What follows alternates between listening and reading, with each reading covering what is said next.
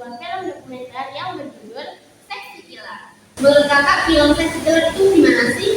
Film Sexy Killer ini adalah sebuah film dokumenter yang membongkar sisi gelap dari sebuah industri batu bara yang ada di Indonesia, khususnya di daerah Kalimantan Timur kan. Film ini menunjukkan bagaimana energi fosil ini yang tampak menjadikan di luar tapi menimbulkan kerusakan lingkungan yang sangat parah di daerah Kalimantan Timur ini.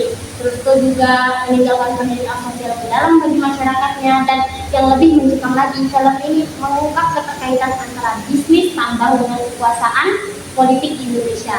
Terus jadinya kenapa bisa dibilang kayak gitu, karena ya mereka kan membangun sebuah industri batu bara tuh di Kalimantan Timur khususnya ya.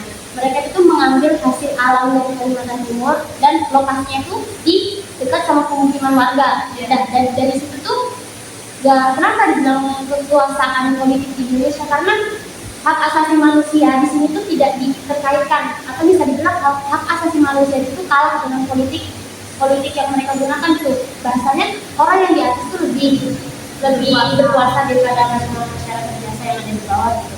Mereka yang pemukiman warga kan dekat dengan lokasi tambang gitu kan. Jadi itu mereka tuh mengalami banyak kerusakan. Itu apalagi kalau bekas penggalian, bahkan dari batu bara ini bukan hanya ketika penggalian batu baranya saja, tapi ketika selesai atau batu bara itu sudah habis, itu juga menjadi kerugian bagi masyarakatnya. Contohnya, ketika batu bara itu awal digali terjadi getaran, beberapa rumah warga itu hancur, ya kan, tempat tinggal warga hancur. Setelah penggalian selesai, setelah batu bara itu habis, ada sebuah kubangan yang otomatis kan berlubang, lalu terisi air dan menjadi sebuah kubangan yang cukup dalam. Berapa dalam sih kak kubangan tadi? Kira-kira ya kalau diperkirakan itu sekitar 400-an meter.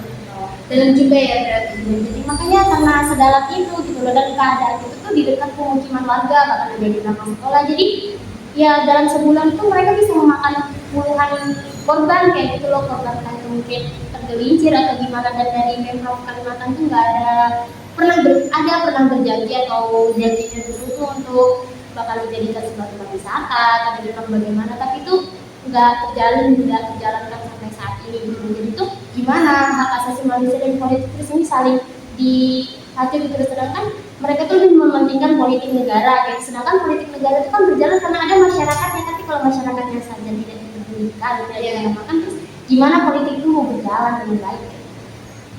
Jadi dari film Sexy Killer ini terdapat beberapa masalah kependudukan yang dapat kita ambil, di antaranya yaitu yang pertama, migrasi paksa.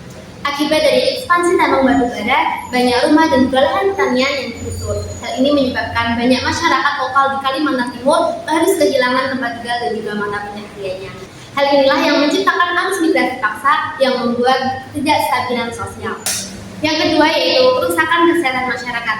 Akibat dari pencemaran udara dan air dari PLTU, membuat banyak masyarakat sekitar mengalami berbagai masalah penyakit, di antaranya seperti penyakit kulit, masalah pernapasan, dan juga krisis air bersih yang menyebabkan banyak potensi terkena penyakit.